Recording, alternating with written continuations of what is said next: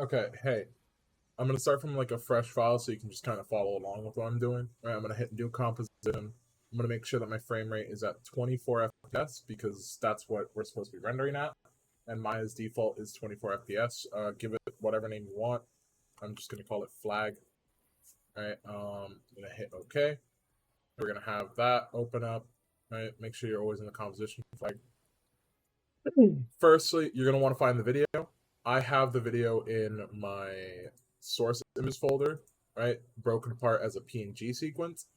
I don't know if you'll have it in that same way or if you have the video. I don't remember, right? But either way, it's the same process. You're just gonna find the video and then select. Right. What I did here was I just double clicked this little empty space here to open that up. Right. Then I'm just gonna grab the name, drag it onto like the center, let it snap to center, and that brings in the video right there. Right. And then I'm gonna go change the time slider over here, the work area. I'm gonna shorten it as much as I can. And then I'm gonna shorten this so I can zoom in.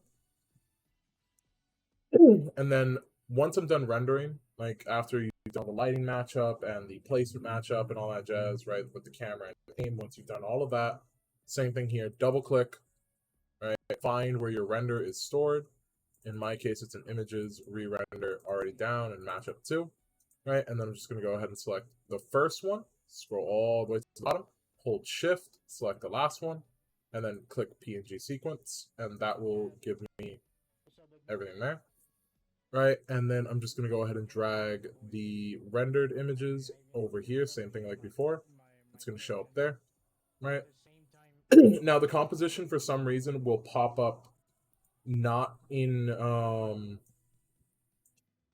to pop up not fully like finished for some reason. I do not know why that is. You can just go ahead and zoom into it, right? And just select it, pull it, and that's it. It's going to finish it. But like you're never gonna actually see that point because the work area won't be able to snap to that. All right, so you're fine there for the most part. All right, just gonna expand that again. Let it do the little quick render. Make sure your video plays out in full. Right, in this case it is. Right, once that's good, you're gonna go ahead and find tracker. In which case, if you're me who didn't have this window open, you're gonna go to window. You're gonna go look for tracker right here and just click it on. All right, once it's on, you'll see it pops up. All right, that should open it up. But before we go into the tracker thing, right click the empty space here, hit new, and go to null object. Right, that lets you create like a little empty area where we're gonna do all the motion tracking there. Right, and then you're gonna click back into this, and instead you're gonna hit track motion. Right, it's gonna it's gonna give you a little tracking point.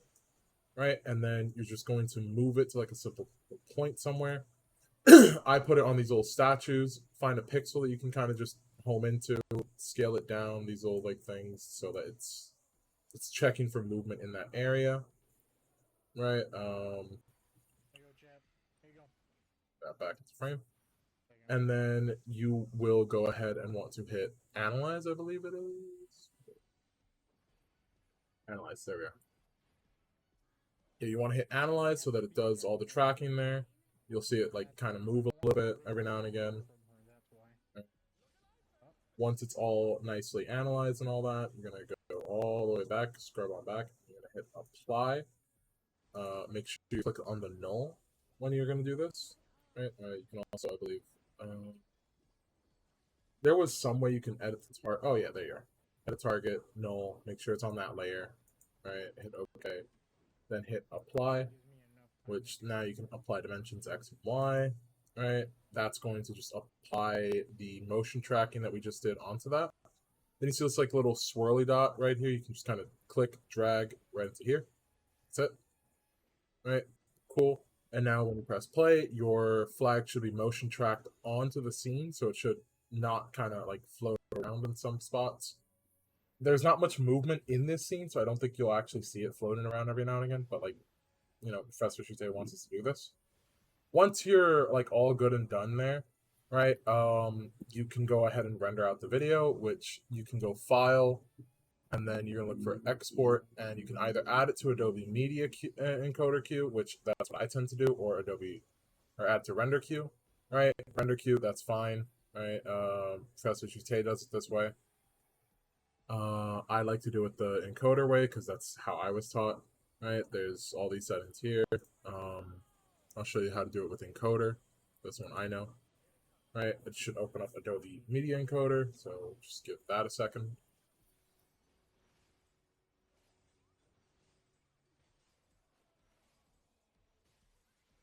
Open on my other monitor. Yeah, it's gonna add it to the queue here. If it hasn't added it, right, you can just go back and re-add it. Right, then you're gonna want to make sure that the you can just click on the word preset wherever you have it. It should say something there.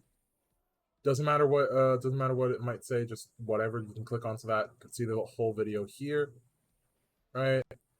Here you can make sure the format is H.264. Right, that's the encoding format because that would be an MP4 video. You can do high quality 1080p. I was taught how to do 1080p YouTube. Right, and then hit OK. And then once you're all set up, make sure that it's in the the right output file. So go for me would be in here, right? In final outputs, flag, right? Save, and then just click this little play button. You'll see it renders out. And then you can just click this. It'll open up straight to the file folder. And there you go. Video is rendered. All right. You're all good.